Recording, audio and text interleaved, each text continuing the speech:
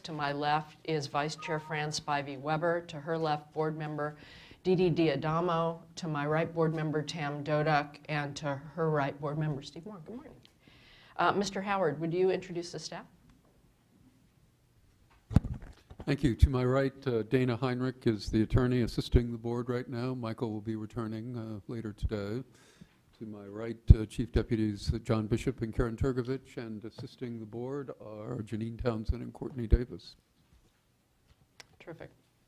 All right, I've told you about the microphones. I've told you about your cell phones. I haven't yet told you about the emergency evacuation procedure. It's not very complex. Just look and see where the nearest exits to you are. If you hear an emergency sound, we file carefully with all our belongings outside and gather in Cesar Chavez Park a little bit to the left down 10th Street. And if you want to know when the all clear comes out so that you can come back with us, you'll hang out with us there. With that, we have the public forum part of our agenda, and anyone who wishes to speak on any item that is not pending before the board, we have public forum. There we go.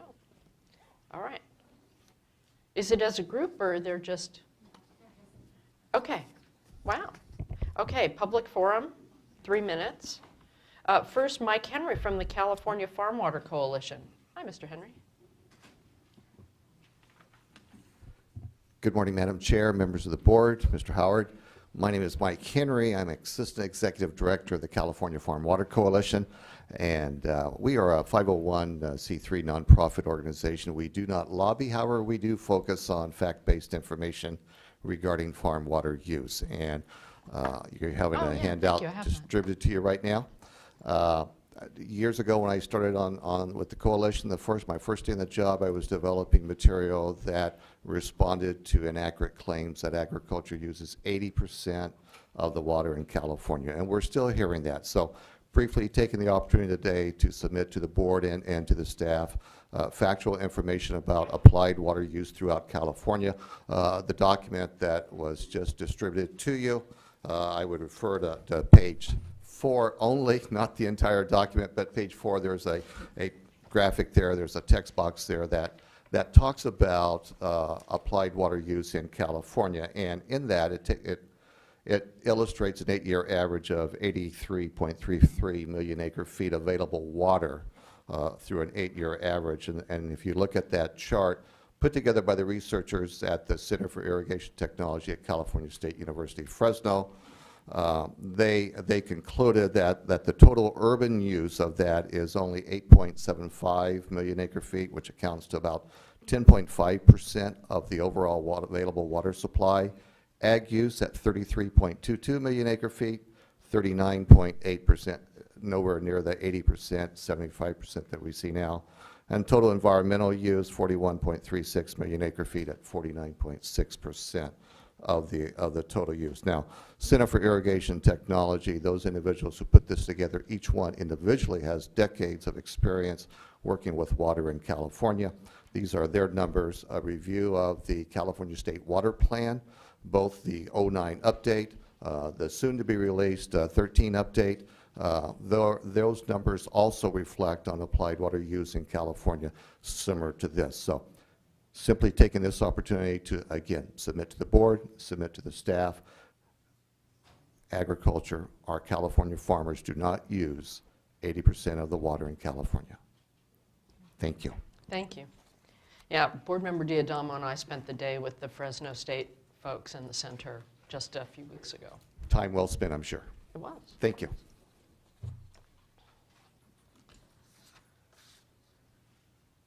Paul Zellman, Russian River Flood Control District. Thank you very much. I'm Paul Zellman. I'm with the Russian River Flood Control and Water Conservation Improvement District on the Upper Russian River in Mendocino County. I'm actually here with 2 additional colleagues, our General Manager Sean White and our Vice President Richard Shoemaker. My comments will be very brief. They'll go into a little bit more detail of the situation. We're here to address the operation of Coyote Valley Dam, which stores water for Lake Mendocino, supplies both Sonoma County, Mendocino County, and parts of Marin. I think it's interesting that I'm also here today during part of your later presentation, and in your proposed emergency regulations, there were 3 findings that we couldn't agree more with you, and that is that the drought conditions that form the basis of the governor's emergency proclamations continue to exist. They certainly do in our neighborhood. We are a surface water area. We do not have great groundwater supplies in our neck of the woods. Your other finding was the present year is critically dry and has been immediately preceded by 2 or more consecutive below normal dry or critically dry years. We agree with that critical dry finding. However, our operation of the dam has switched from critical dry to dry. Therefore, releases have more than tripled, and we see that water going downstream without a beneficial use to environment, people, or agriculture in our area. It's really a shame, and we're basing this on a decision, D1610, that happened many years ago. Your other finding that I thought was the drought conditions will likely continue for the foreseeable future, and additional action by both the State Water Resources Control Board and local water suppliers such as ourselves will likely be necessary to promote conservation. That is huge, and we couldn't agree with you more on that as well. So it comes back to the last part of what you'll be addressing today, and that is mandatory actions by either agencies or water providers. And all that is to promote conservation. So we're looking at changing the operations of Coyote Valley Dam to promote conservation of water. If not, our area, Lake Mendocino, is looking to go dry at the end of November. Thank you very much. Thank you. We'll talk about this a little bit, but I'll wait for your 2 colleagues to finish. Mr. White. Good morning, Chair, Board members. Sean White, I'm General Manager of Russian River Flood Control, and I will just build on what Paul said. We were operating under a temporary petition for urgency change up until the end of June, but that has since expired since they only last 180 days. And under that change petition, which was filed by Sonoma County Water Agency, we were operating under critically dry, but that has since expired. And since then, we've gone from critical dry operations to dry operations. And if you look at what that's done for reservoir storage since that time, we've lost almost 10,000 acre-feet in the last month, and we only have about 40,000 acre-feet left in the reservoir, which is our sole supply. You don't have to be really good at math to know that we've got about 4 months of supply left in the reservoir, and then it's going to be dry. To bank on El Nino or some form of early precipitation to save the day for us is a terrible bet. The last few years, we've had really no significant winter runoff, and the only runoff we got this year was not until late March. I think you were there actually at the dam when I met with you prior to that, and the lake looks actually worse now than it did at that time. It looked pretty bad. It's rather sobering. To give you a perspective, you know, that in the scope of Central Valley operations, going from a minimum in-stream flow of 25 to a minimum in-stream flow of 75 is sort of small potatoes. But for us, that increase is incredibly meaningful. I'm sure you heard a lot about Redwood Valley this year. They had absolutely no water supply. We were able to give them enough water for the absolute minimum under human health and safety. The amount of water that we are giving them to satisfy their whole year leaves Lake Mendocino every 2 days under the current criteria. And I don't think it's anybody's fault. It's not somebody's wrongdoing. But essentially, D1610 and many of these permits try to categorize nature. And as you know, nature doesn't always fit in a box. And I think this is one of those years where all of the parameters that were well intended in D1610 just never foresaw or anticipated the type of scenario that we're looking at right now. And because of that, it's dewatering the reservoir while we comply.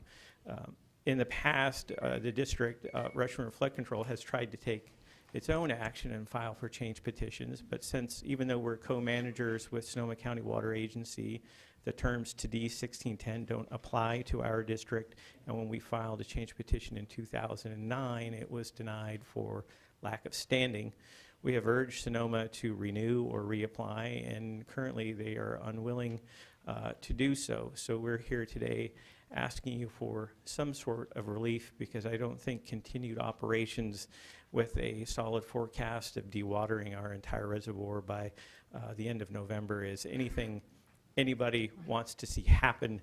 So we're here to bring the situation to your attention today. That's great. I appreciate that. After our conversation, I did speak with Barbara Evoy, and she was going to talk to Amanda Montgomery and John O'Hagan, who are probably here. Yeah, I saw John here earlier. Oh, and there's Barbara. That's great. So they'll be doing a drought presentation before we move on to the conservation issue, so just stay around and then you all can have a conversation. Great, thank you. And that concludes my presentation. Appreciate you bringing it to our attention. Next, we have Richard Shoemaker. Thanks. Also Russian River Flood Control. Thank you very much, Madam Chair. Richard Shoemaker, Russian River Water Conservation Improvement District. My colleagues have pretty well laid it out. What you're getting right now is basically a graphic representation of some of the things they've just said. I work really well with graphics. Some people do as well. I'd like to point out to you this chart first, the one that says 13-14 dry or critical. If you notice the year on the far left of the chart, that is where we are today. Right. And our operations are being run as dry, and that raises the question, why are they not critical? If you look at the second chart, this one right here, this is the current Sonoma County Water Agency graph of the releases and where our storage is going. The black line is today. When it turns red, it's tomorrow. If you look at July 1 on there, that's when the change order went out of effect. We were putting water into the reservoir until the change order stopped, or a change petition stopped. If you look at the purple line that goes off of the black line, if we would have continued in the releases the way they were before July 1, that would be the trajectory of our storage. So simply put, we might get through the spring with that higher trajectory, and we would appreciate your consideration with that. Under the current regulations that you've gone through at the last July 1st meeting, you could even consider the releases today as officially a waste of water. If you read through the folks that need water in our community and they watch this go by, we would hope you would step in, do some activity on this very quickly. And again, to put it into perspective of what's going on, 600 homes a day are going out the dam that don't need to go out. And that represents 2 days for the folks in Redwood Valley. So thank you for your time today, and thank you for your consideration. Well, thank you for raising the issue. It's also timely as we consider the urban conservation regulations, because a piece of it is that people in many urban areas are so far away from their water, they don't realize how dramatic the drought is in so many locations. So appreciate you highlighting some of the consequences of the drought in other parts of the state. It's actually fortuitous, but also appreciate you coming in and letting us know of the dilemma, because we certainly don't want you running out of water. So stay tuned and you all can have a conversation shortly. All right. Minutes from the July 1st and 2nd board meeting. Move adoption. Can I second with one very, very small correction? Or a big one if you have one. It's a minor one. It's on page 4.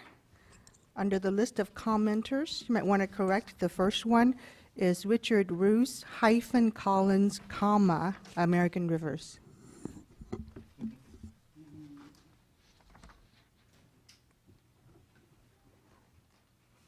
Oh, that's right. Thank you. Keen eye. Any other corrections, additions, comments? All right, all in favor? Aye. Aye, great. Thank you. Minutes are approved. At this time, it's time for board member reports, but if you don't mind, I'm going to ask that we move that till later in the meeting if we have time towards the end. There are a few things we're going to move down because I want to get through. Well, first, do we have any cards on any of the uncontested items?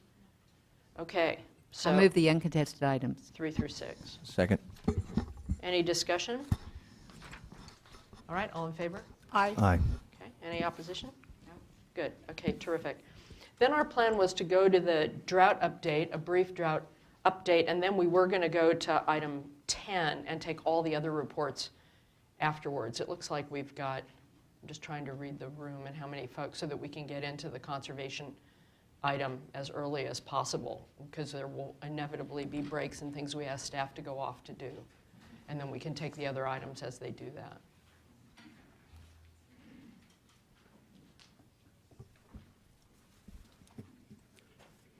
Good morning. My name is John O'Hagan. I'm with the Division of Water Rights, and I'm going to give a brief drought update regarding our curtailment activities and statuses. To date, the Executive Director has issued notice of curtailments to holders of 9,600 post-1914 water rights in the Sacramento, San Joaquin, Russian, Eel, and Scott rivers. The Eel River notice was the most recent, and that was sent out on June 30th, 2014. One of the conditions of the notices is to resubmit a compliance certification form back to us regarding their diversions and stopping of diversions. To date, the return rate is 34% on the forms. Now, the board members has asked what face value does that represent on the water rights. It is about 82% of the water right holder, the face value. So the larger diverters are submitting the forms. The amount of water represented by the people reporting no diversions any further, that they stop diversions completely, that's about 7% still. For the health and safety claims that are allowed under these forms, it is not an exemption, it is a claim that we've asked people to submit if they are going to be sole source needs for their permits or licenses. We have received to date about 164 of those claims. Is that the follow-up or just the folks who've checked the That is the initial logs? second notice form that was sent out, so we're receiving those, so 164 of those have been received. So the information that we're requesting on this second form solicits more information pertaining to the actual state of emergency they have, the population served, the current level of conservation that they are doing, and the alternative water supplies that they have investigated. So we have numbers by watersheds, but I just wanted to give you those. Of the responses, 56 are claims by public water systems. These claims are being reviewed by State Water Board staff and have been copied to the drinking water program.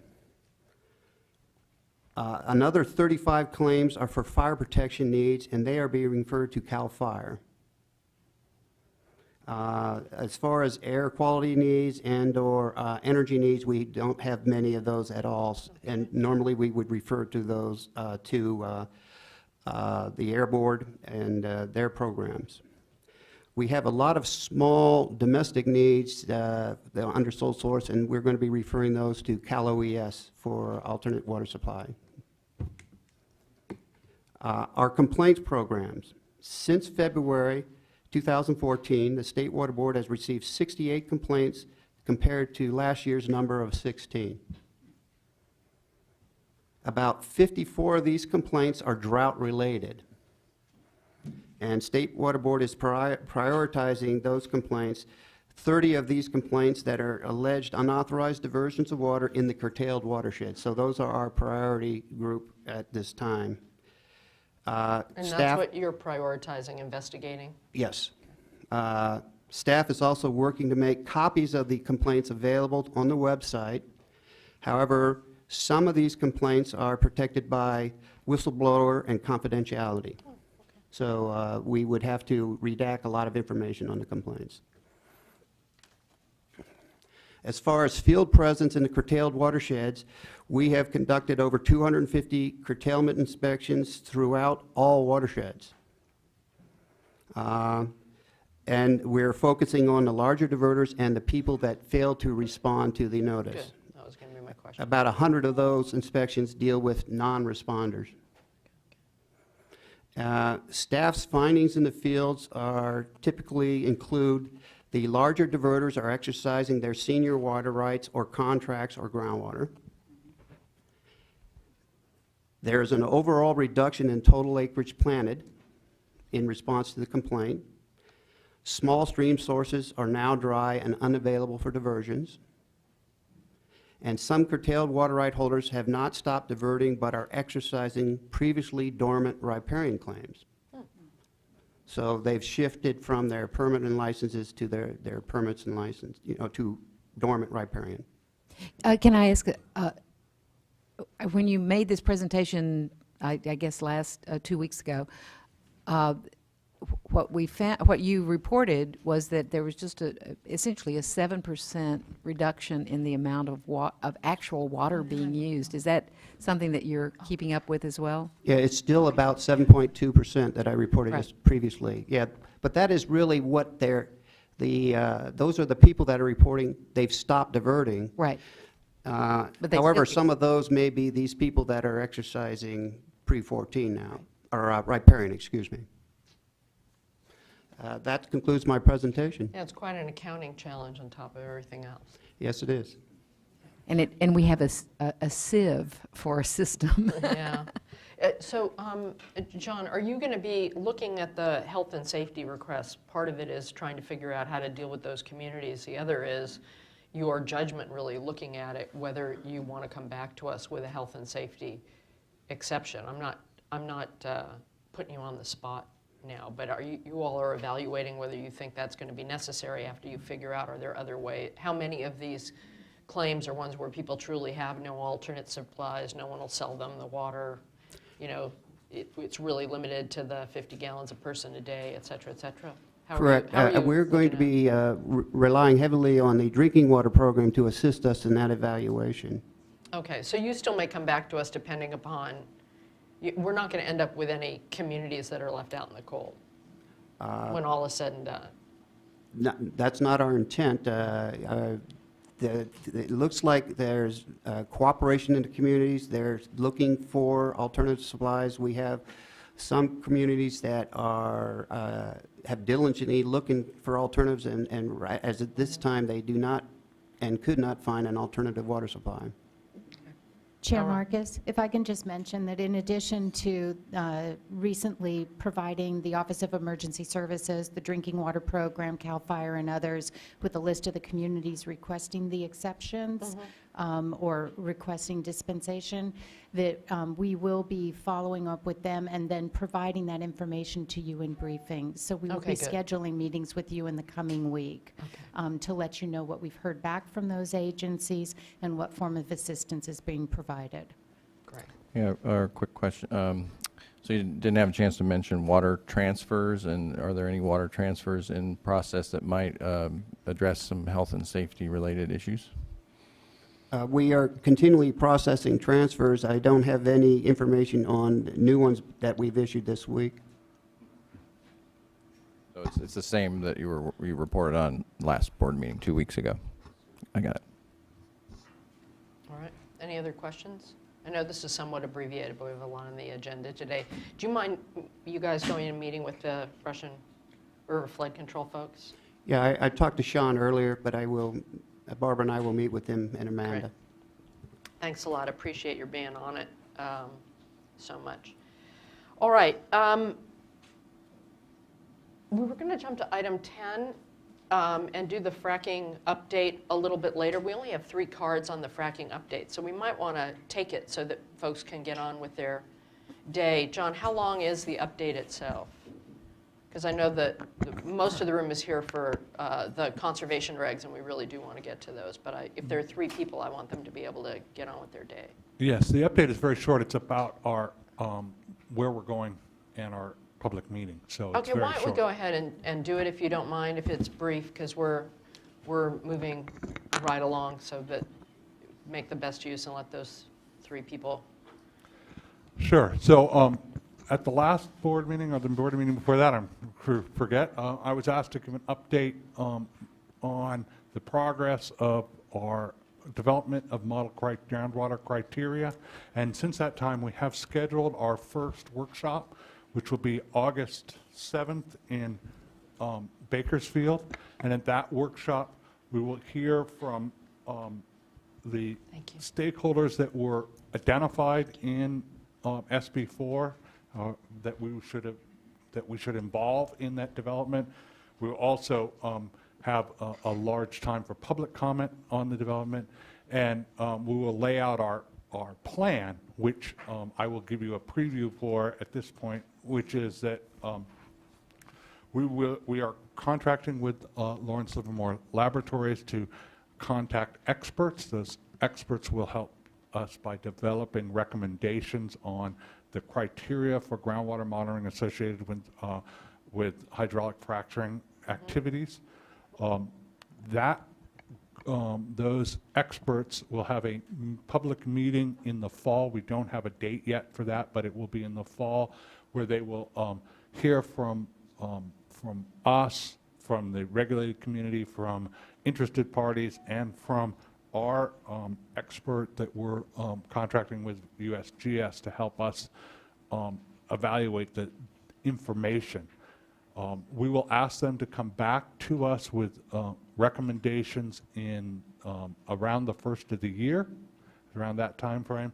We will take that information and turn it into criteria, which we will bring back to the board by July 1, 2015, as required under SB4. At this point, that was the highlights that I wanted to give you, and I'm happy to answer any questions. A quick one. So August 7th is a first sort of public, kind of a scoping meeting or a stakeholder invitational meeting, or? It is we invited certain people to come speak to us, but it's open to all the public to provide comment. It is to help us define the scope and questions that we'll be directing towards the experts. All right. And will that be the only meeting on that, or will you do? Maybe I just didn't hear, 'cause I Well, was... that is the only meeting on that piece. We will also likely have, I'm sure we'll have two other meetings. One will be with the experts present to hear from the regulated community, the special interests is us and USGS, so that as they move forward with the development of the model criteria, they have a starting point. And we will have a meeting once they have their draft, another public meeting, so people can comment on how they look. All right. And so presumably those will be in different locations, not always in Bakersfield, or? Likely, we haven't.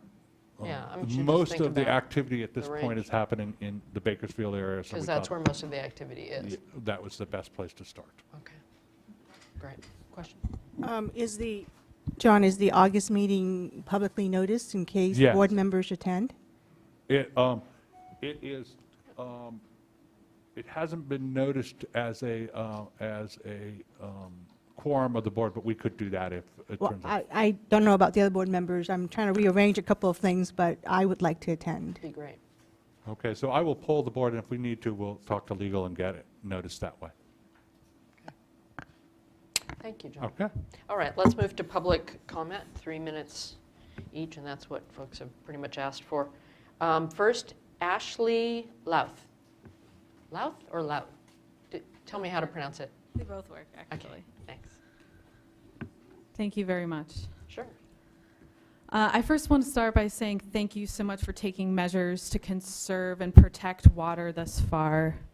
And I certainly encourage you to continue doing this by addressing one of the most aggressive uses of water, which is hydraulic fracturing, acidizing cyclic steam, and other similar forms of extreme extraction. I call on all of you to work to stop fracking and to urge Governor Brown to ban fracking. California's water is precious and demands nothing less than our most prudent scrutiny as to egregious water usage. Fracking and related processes use millions of gallons of water, and it takes it permanently out of the hydrologic cycle by poisoning it with chemicals such as benzene, toluene, boron compounds, formaldehyde, and a litany of others that are known to cause cancer, endocrine disruption, organ failure, and reproductive problems. In the midst of a historic drought that hurts our communities and threatens to parch our agricultural communities as well, we cannot afford to sacrifice any water to an industry that has zero interest in a livable future for California, nor any regard for responsible water consumption. Not one drop. We cannot throw Californian communities and a verdant future under the bus for a voracious water user and a short-sighted energy scheme. Fracking not only takes water permanently out of the hydrologic cycle, fossil fuels are a leading cause of climate change, which, as we all know, exponentially augments drought conditions. So in conclusion, again, I want to thank you for taking action on water thus far, and I sincerely appreciate you working towards protecting our state's most precious resource with integrity and foresight. And therefore, I call on you to work to stop fracking and to urge Governor Brown to ban fracking in California. Thank you. Hillary Aden, Center for Biological Diversity. Thank you, Chair Marcus and board members. My name is Hillary Adoon. I work at the Center for Biological Diversity.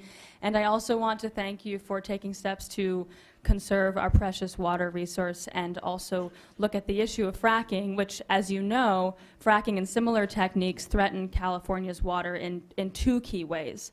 One is that fracking and similar methods have been linked to water contamination around the country in places such as Dimock, Pennsylvania, Pavilion, Wyoming, and other locations. And we know that fracking uses extremely toxic pollutants such as benzene, formaldehyde, toxins that we know can cause cancer or harm to the human brain, nervous system, and of course other health impacts. So fracking and similar techniques threaten California's water quality, and of course they also threaten California's water quantity, because we know that a single fracking operation can use millions of gallons of fresh water, and because the toxins used and produced during fracking operations are so dangerous and hazardous to human health, that water cannot be reused safely for other purposes after. So especially in the middle of a historic drought, we cannot afford to permanently throw away this precious resource. So I thank you for taking the steps that you've taken. I urge you to do everything within your power to stop fracking and similar processes from taking place in California, and also to urge the governor to ban the dangerous practice. Thank you. Thank you. Bill Aliode, Environmental Working Group. I'm Bill Alio with the Environmental Working Group, Director of Government Affairs. On January 4th, 2011, I walked into the offices of the Division of Oil and Gas, or DOGGR, and asked them about fracking, and they said we weren't doing it in California. I didn't buy it because I had a handful of technical reports by the industry saying we were fracking in California for oil, not gas. And a lot of the problems with water quality have been on methane fracking around the country. Right. But we don't know what the problems were in California because DOGGR didn't require a permit, they didn't track it. They basically said, tell us if you want to drill a well, tell us how much oil or gas you got out. What happened in between, other than well pressure, well casings, didn't seem to be their concern. Well, times have changed after AB 591 and now SB 4. I think it's the dawn of a new era for DOGGR. They now have a new supervisor, too, who understands that continued change is necessary there. And we very much welcome the state water boards and regional boards' participation in this, because we still have lots of concerns about the underground injection control program, whereas DOGGR told us we don't know anything about water quality or air quality, and yet they are in charge of the waste disposal for tens of thousands of wells in the state. So with SB4, the state water board and regional boards have been brought in. We'll be participating in helping you to frame a water quality management program, monitoring program that makes sense for the public as well as the industry. And the industry has been cooperative from the start on getting fracking regulated. They said, we have nothing to hide. We've been doing it for 50 years. We think it's safe. That's debatable. But they weren't standing in the way of SB4, except in some details. But I think they know that it's the dawn of a new era for DOGGR, too, and that the MOU between the Water Board and DOGGR is antiquated. I wouldn't say it's been ignored, but certainly has not been implemented aggressively. I think you're rewriting that MOU also. So we look forward to much better times in terms of the public being acknowledged in this process. The DOGGR website's going to get better. It already is in terms of going there and finding information that a member of the public should be able to find. And I'm hopeful from at this point forward. Thank you. Thank you very much. Yes, SB4 gave us some terrific tools. Staff, do you want to comment on the status of the MOU? So we actually have two MOUs in process. The first is on an MOU with Division of Oil and Gas on related to fracking activities and how we're going to coordinate, since we're joined at the hip now with the SB4. We also are, once that one is done, we will be redoing the underground injection MOU right. between us and Dogger. And we know that's on the horizon, but it's second in the queue. Another question for John. See, Bill reminded me of the tour that we went on together in Bakersfield, and the unlined ponds that we saw. I don't know if you were there for that part of the tour. Do you know if the Central Valley Regional Water Board staff is looking into those unlined disposal ponds? I know that they are looking into it. I don't know what the status is. On my recollections, they sent out something like 13,267 letters for information on those, and that they have changed their waiver. But I don't have, I can find out for you and get more information. Please, especially if they're contemplating any sort of enforcement action, cease and desist order, or other activities with respect to those unlined pond, which my memory still recall very vividly the smell, the condition, just everything associated with it.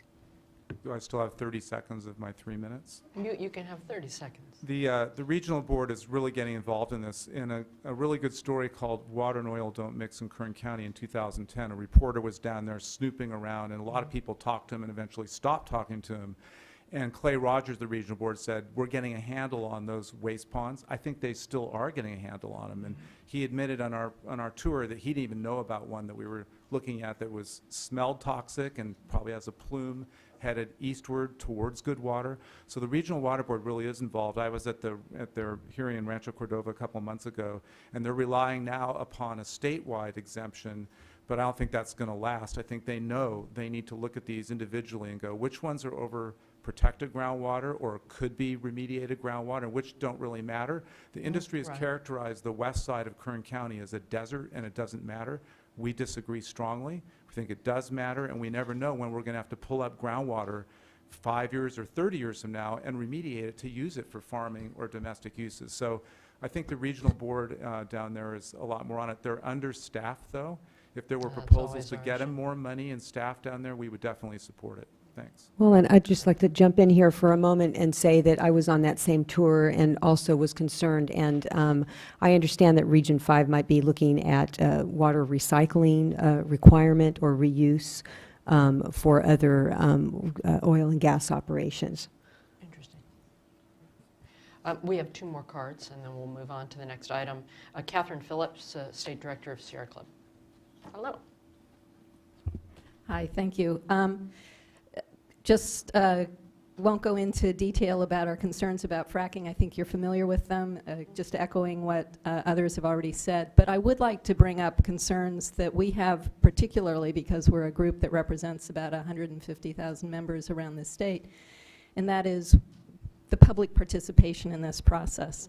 And it's very good that you're having this first stakeholders meeting in Bakersfield, but there's also fracking occurring, or that has occurred in the past, in Los Angeles County. There are concerns in Santa Barbara County. There are concerns in San Benito County, Ventura. There are concerns even in the Bay Area, not because fracking actually occurs there, but because the water that's being used upstream is water that's taken out of their system. So not maybe technically, but you know what I mean. So, because they are getting the hetchy water. But so I would urge you to find a way to bring this to people in those areas. But if I had to give, say one area in particular, I would be particularly concerned about making sure that people in the Los Angeles area had an opportunity to participate. A lot of the activity is going on in low-income communities. The ability to travel or the access to webcasting is limited. Thank you. Okay, thank you. That's part of why I asked the question. Greg Collier, Parker Homes. Neighbors?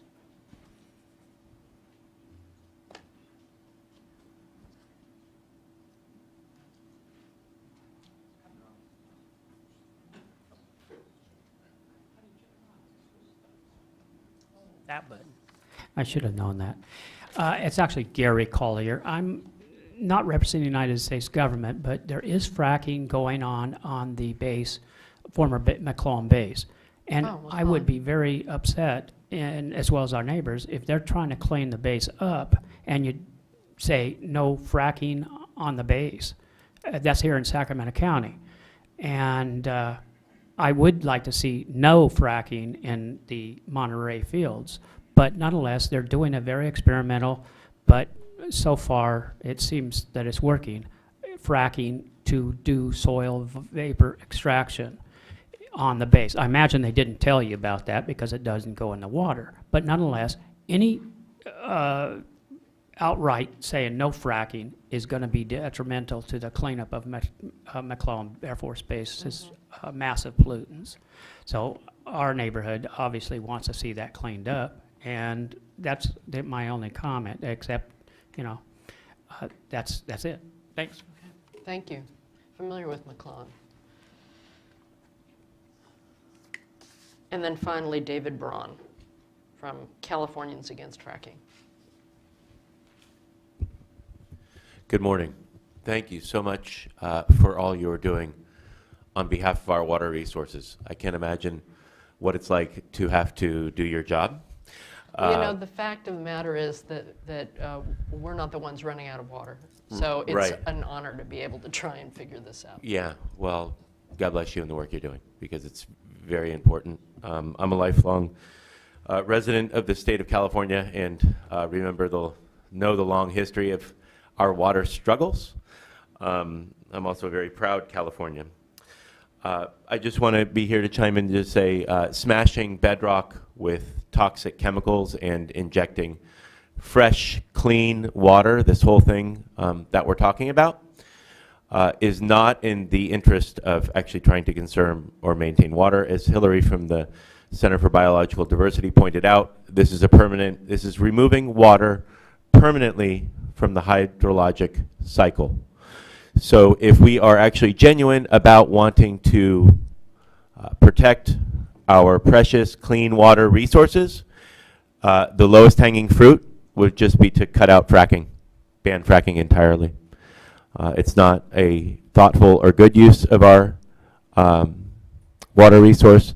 It's not feeding people.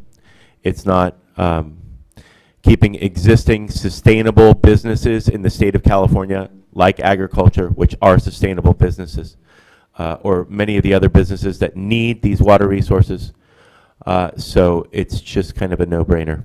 So with that, we just ask you to continue to do the great work that you're doing, and move to allocate water in other directions and stop allowing it for fracking, and also encourage the governor to do so as well. A moratorium on fracking would allow us to use water for other sustainable uses in the state of California. Thank you so much. Thank you.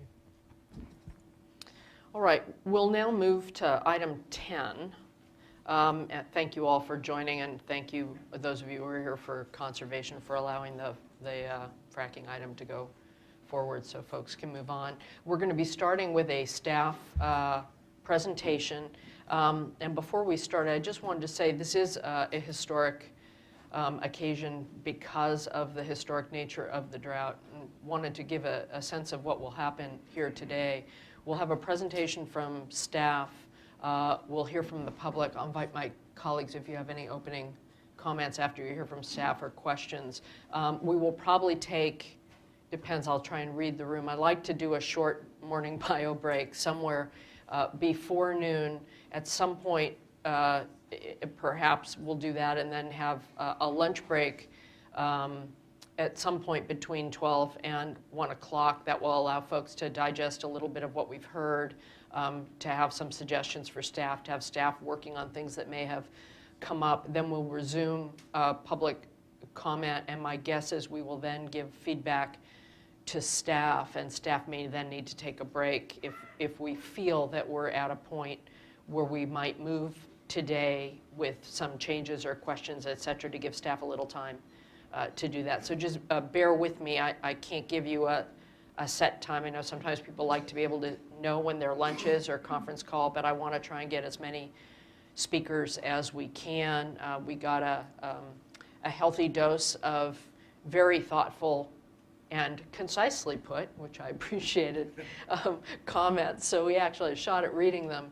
And I want to make sure we are able to converse with those of you who have come here today to try and figure out what the right thing to do is here. So with that, I'm going to turn it to staff. Morning, Chair Marcus, members of the board. My name is Eric Oppenheimer. I'm the Director of the Office of Research, Planning, and Performance. Also with me today is Max Gomberg. He's a Senior Environmental Scientist with my office.